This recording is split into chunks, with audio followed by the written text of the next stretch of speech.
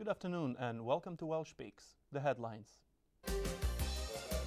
There's renewed hope as the beef industry emerges from its worst crisis. Welsh milk hits the high street in the cappuccino revolution. And Amanda, the horsewoman with her chariots afire. First, our top story. Hard hit by the BSE, some of the beef farmers are finding their way back to the business after 10 years. Despite lifting of the ban, most of them don't want to return as they suffered heavy losses. Christine Carberry is no longer in farming. Her dream of becoming a beef farmer began in the 60s. After the outbreak of BSE in 1996, she lost everything. She was forced to sell her farm. And now, farming is just a hobby. It's not my living, no. I've had to get a job to survive as well. It just wasn't paying. Since foot and mouth and BSE, it has made a big difference to the beef industry. And I suppose the general costs of everything, it has had a big knock-on effect on what has happened to agriculture. The outbreak of BSE affected thousands of farmers across Wales. Most of them went bankrupt. Only a few came back to the business. So, is farming attractive to the younger generation?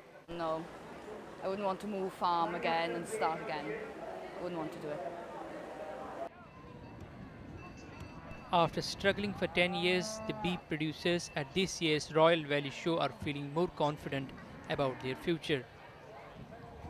Welsh farmers claim their beef is the best in the world, but their competitors from Brazil and Argentina can supply beef cheaper.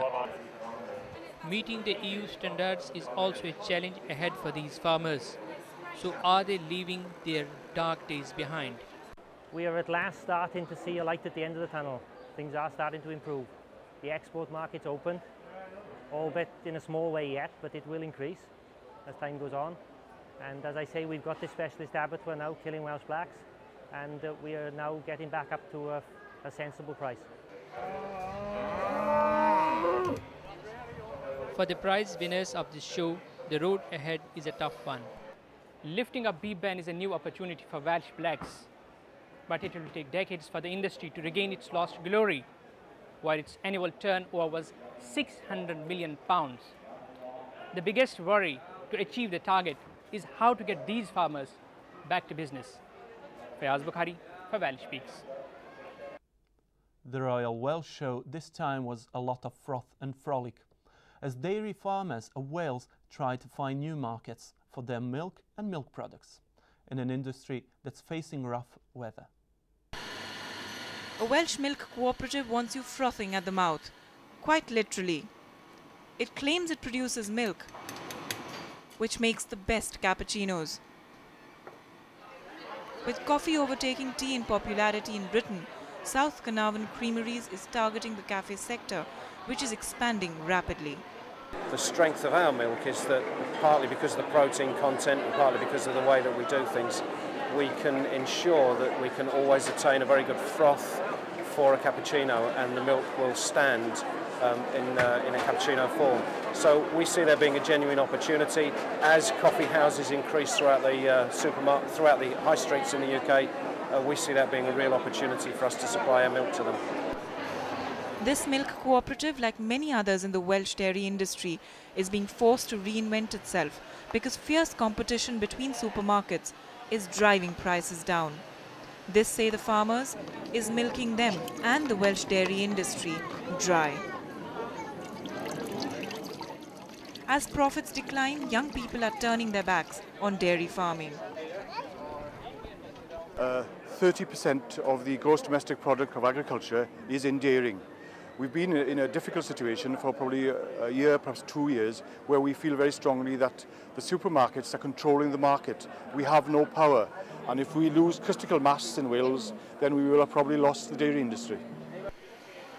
The farmers have been pressing the Westminster government to intervene for a year now, but there's still no sign of a solution. A chance to show off their prized possessions in the Royal Welsh Show is one of the few highlights. in a Welsh dairy farmer's calendar, who is otherwise facing an uncertain future in an industry that's struggling to survive.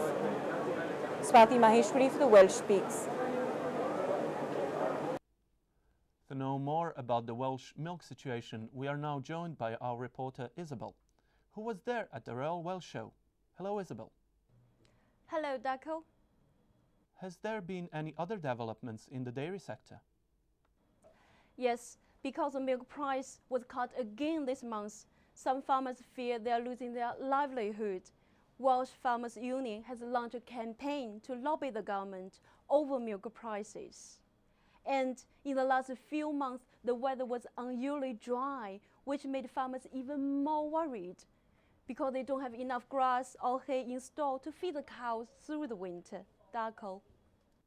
So did the weather have any impact on the number of entries and visitors? Yeah, more or less. The temperature hit over 37 degrees on Tuesday.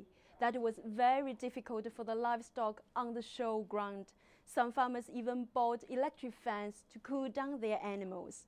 But the heat couldn't stop people making their way to this annual rural celebration. It has been visited by more than 63,000 in the first 2 days.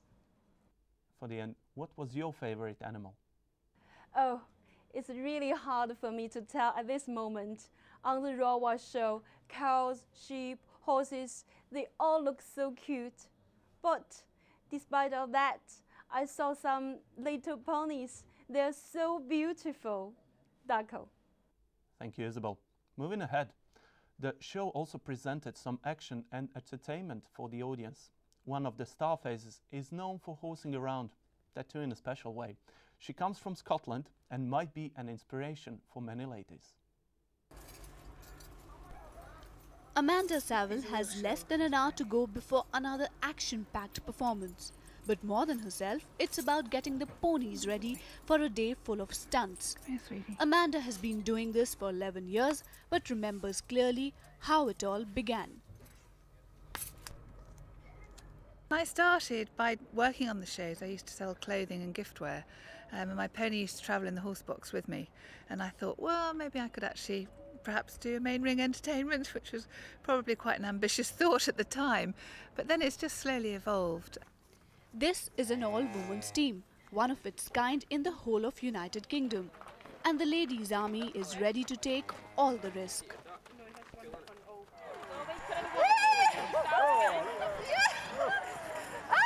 So plenty of thrilling stunts and excitement. That's Chariots of Fire. A treat to watch, it does leave the spectators spellbound every time. You don't think the pony would automatically not go near it, really. So it's very impressive. I was quite surprised when she came up with the idea, how you came up with an idea of making a horse jump through fire and getting them to jump so fast and high in the carriages. It was really exciting. Live commentary is full of stories about the team and the ponies, but as she performs, Amanda has a lot more in mind. My biggest dream would be to tour the States, America, with the display team and Europe. I'd absolutely love that because we get such a super reaction to it. The Chariots of Fire are happy doing more and more of it as long as it keeps adding to their fan club. Do not play with fire. That's something you don't tell Amanda. This was the third consecutive time she performed over here, but in such a short span of time, she's managed to become one of the biggest highlights of the Royal Welsh Show. This is Afsha Anjum reporting for Welshpeaks. He just can't stop talking, but that's what he's supposed to do. Dr. Wyn Davies, the commentator of the Royal Welsh Show. But there is more to him than just commentary. Our correspondent Venkat Charan finds out. Right, well, many thanks to Mr. John James, to the Section B stallions. A familiar voice at the Royal Welsh Show. Dr. Wyn Davies at work. He is considered by many as the final word when it comes to the Welsh pony. I was very impressed with two of my filly foals. What makes Dr. Davies special is his family's century-old association with the show. Oh, this show started in 1904, and my grandfather and my grandmother were showing cobs in 1904. And my father was champion in 1926 and 1932, and I was champion in 1947 and 1952, and a few times in between. He has been a witness to almost every event of the show.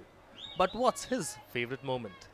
Her Majesty the Queen was here in 2004, because it was a centenary year, and I was able to tell everybody here that she had a Welsh pony on her 13th birthday. You know, and she was very pleased that I told everybody about that. She was surprised that I knew. The job involves long working hours with no breaks.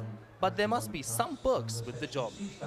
The commentary is all day. I call them in at about 7:30 in the morning. So the wife doesn't see me all week because I'm too busy. But she hears me all day, so she knows I'm still alive. At 74, Dr. Davies shows no signs of slowing down. It might be a while before he hands over the microphone, but for now, the show must go on. And ever, well, for many years anyway. Thanks for watching Welshpeaks, and we leave you with a few moments from the Royal Welsh Show 2006. Hoffech chi gig carw?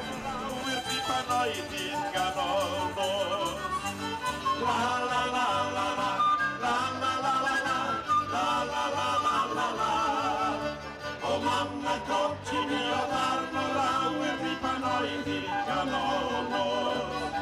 O panai se tereto o le dato ma a c'è pesir. O mamma coccini o darno lawer di panoidi canonos.